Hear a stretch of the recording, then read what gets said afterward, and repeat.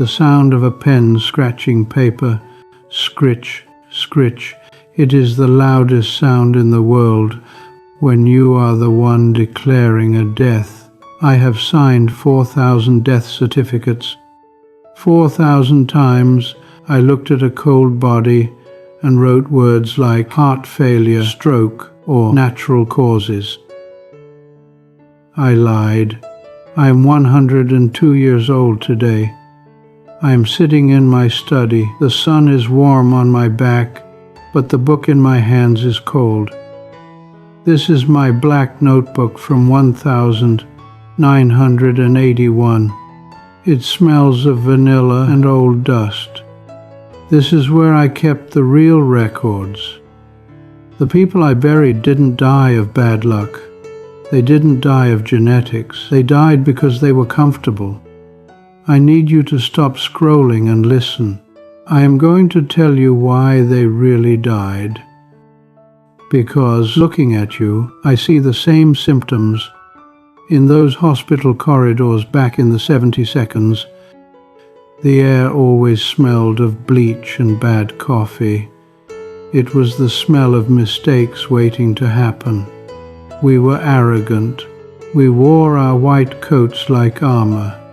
We worshipped two false gods, comfort and the standard procedure. I remember the low-fat craze. It was a religion. We told patients to throw away their eggs and butter.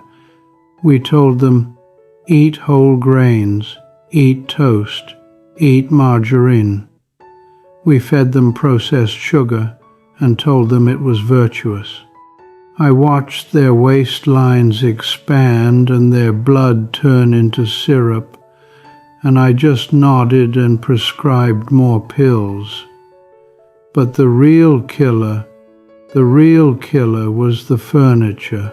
My patients worked like dogs for 40 years. They sacrificed their sleep, their peace, and their families to build a nest egg. And what did they buy with that money? They bought the easy chair. They retired at 65, went home, and sat down. They thought they had won the game.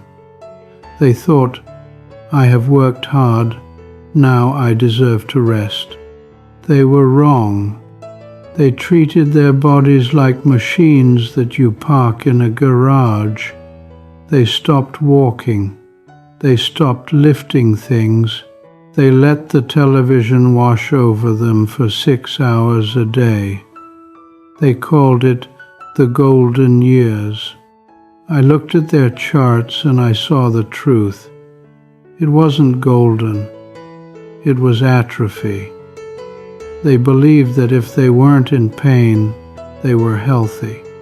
That is the great lie of modern medicine. Silence is not health. Silence is often just the rot setting in deep, where you can't feel it yet.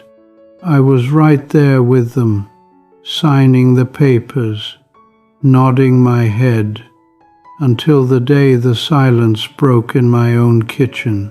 My hand shakes when I turn to page 3201 of this notebook. The ink is smudged here. It's the only entry where I wasn't just a doctor. I was a husband. Her name was Martha. If you look at her official death certificate, it looks like a victory. Deceased at 94. In the world of statistics, Martha was a success story. She beat the average life expectancy by 2 decades. People told me at the funeral, "You were so lucky to have her for so long." They were fools. They didn't see the 15 years before the end. Martha was a creature of habit. She loved her morning toast with strawberry jam. She loved her afternoon game shows. She loved the soft velvet armchair by the window. She trusted the magazines that told her walking was for the young and rest was for the old. I tried to warn her. I showed her the data. I told her, "Martha, Your blood sugar is spiking. Your muscles are dissolving. She would just smile, sip her sweet tea, and say, "Oh, let me be. We're retired." We made it, but we hadn't made it. The crash didn't happen with a siren or a scream. It happened in slow motion. It was the slow diminishment. I remember the Tuesday she couldn't open the jar of pickles. Her grip was gone.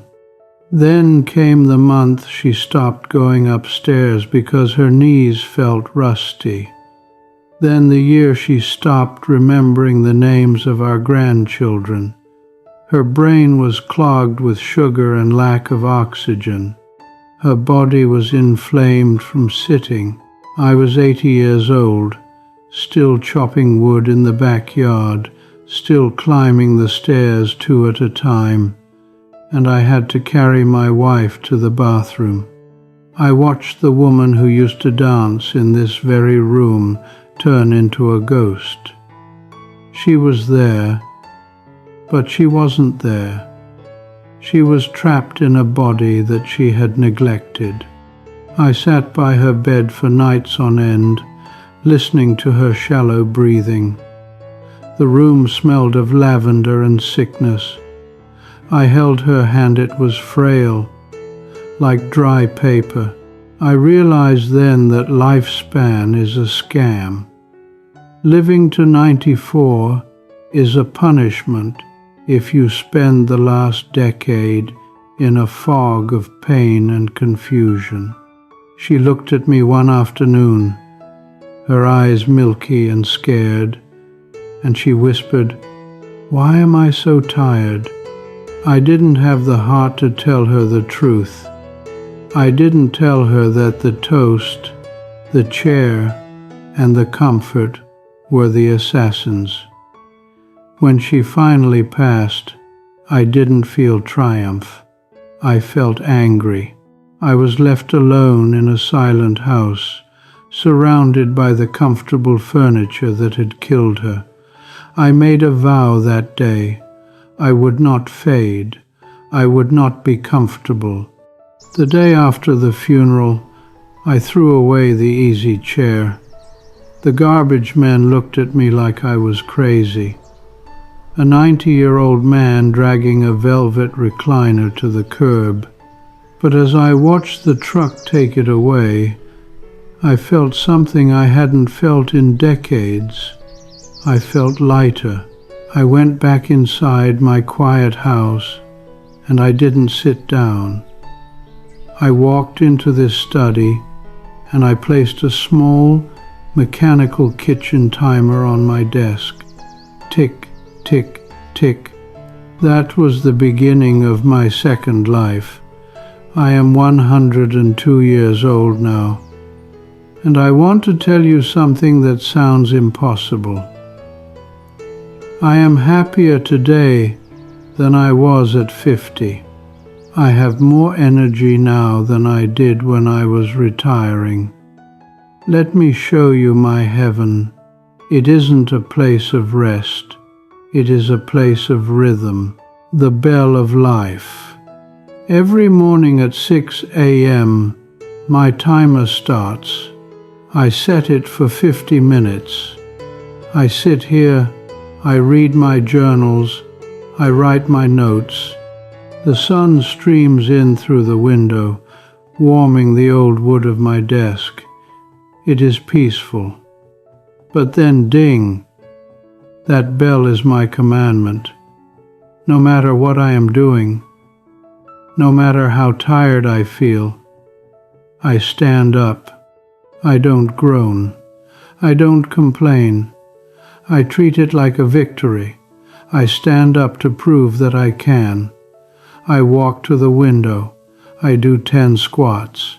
I stretch my arms up to the ceiling until I feel the blood rushing into my fingertips. I feel the stiffness in my hips melt away like ice in the sun. For 5 minutes, I am a moving creature. I'm telling my body, we are not done yet, and my body answers, okay, let's go. The rebellion of the plate. Then I go to the kitchen. This is where the real joy happens. I used to eat like a prisoner of the food, pyramidary toast, skim milk, sadness. Now, I eat like a king. I heat up my cast iron skillet. I put a slab of real butter in it. Sizzle. The smell fills the kitchen rich, golden, alive. I crack 3 eggs. Sometimes I have a steak. My doctor, a young man of 40, told me 10 years ago that cholesterol will kill you. I outlived him. I sit at my small wooden table chewing slowly. I taste the food. My brain feels like a fog has lifted. That senior moment, confusion, gone. My mind is sharp as a tack because I am feeding it fuel, not sugar, the garden of defiance. In the afternoons, I don't nap. Napping is for the sick. I go out to my garden. This is my gym. I don't lift dumbbells. I lift soil. I prune the roses. I crouch down to pull weeds. Yesterday, I saw a butterfly land on a leaf. I held my breath, watching its wings beat. I realized that if I were like my old friends, I would be inside watching a screen. I would have missed this. I feel the dirt under my fingernails. I feel the sun on my neck. I feel the ache in my shoulders, not the ache of decay, but the good, honest ache of work. It is the feeling of being useful, the medicine of connection, and finally, I treat the silence. I learned that loneliness is a poison. It inflames the cells just as bad as smoking. So, at 4 p.m., I put on my coat. I walk down the street to the local library. I don't just check out books. I talk to the librarian. I ask her about her son. I make a joke with the young man shelving books. I force myself to connect. Sometimes I don't want to. Sometimes I want to hide. But I treat it like a medical emergency. I must speak to a human being today. And you know what? When I come home, the house doesn't feel empty anymore. It feels like a sanctuary. I sit here in the evening, writing in this notebook. My legs are tired from walking. My belly is full of good food. My mind is buzzing with the conversations I had. I look at my hands. They are wrinkled, they are spotted, but they are strong. I am not just surviving to 102, I am living. I have found peace, not in comfort, but in the discipline of being alive. I traded the easy chair for the garden, and in return, life gave me 20 more years of summer. I am closing this notebook now. The ink is dry. I can't save the 4,000 people I buried, and I couldn't save Martha, but I am looking at you. You don't need a heart attack to wake up. You don't need to wait until your hands shake to realize the truth. Dying before 80 is often a choice. It is a suicide by comfort. You are facing 5 assassins right now. The chair that stops your blood. The sugar that inflames your brain. The loneliness that breaks your heart. The lost sleep that steals your mind. The worry that spikes your cortisol. You think you are relaxing. You are actually decaying. Put down the phone. Look at your life. If you died tomorrow, Would you be proud of how you spent today? Did you move? Did you connect? Or did you just sit? I cannot fix your life. I can only show you mine. The timer is ticking. Tick, tick, tick. Stand up. I know you are tired. I can feel it through the screen. You have worked a long day. The world is loud. Your boss is demanding, and your bills are piling up. The chair you are sitting in right now feels like a sanctuary. You tell yourself, I deserve this rest. I will start living better when things calm down. I will take that walk when the weather is nice. I will eat better when I have more time. I need you to listen to me, because I have checked the pulses of 4,000 ghosts. Not one of them planned to die when they did. They all had plans for someday. They all thought they were banking energy for a future that never arrived. The brutal truth, the one that medical school didn't teach me but the morgue dides, that comfort is not a reward, it is an anesthetic. You think you are preserving your body by sitting still. You are not. You are rusting. The stiffness in your lower back is not just aging. It is the sound of your hinges seizing up. The fog in your brain is not fatigue. It is your mind suffocating from a lack of blood flow. You are waiting for a diagnosis to scare you into action. Do not wait for the doctor to tell you it is too late. By the time they give the condition a name, the damage is already 10 years deep. Here is my prescription. It costs nothing. Do not promise me you will change your life tomorrow. Promises are cheap. Do this right now. Set a timer on your phone for 1 hour. When it rings, stand up. I don't care where you are. Stand up. Walk to the nearest window or door. Look at the sky.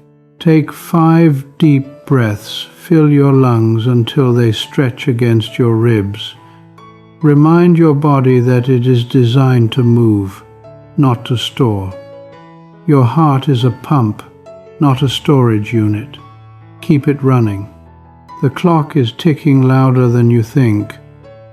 Don't let it hit 0 while you are sitting down.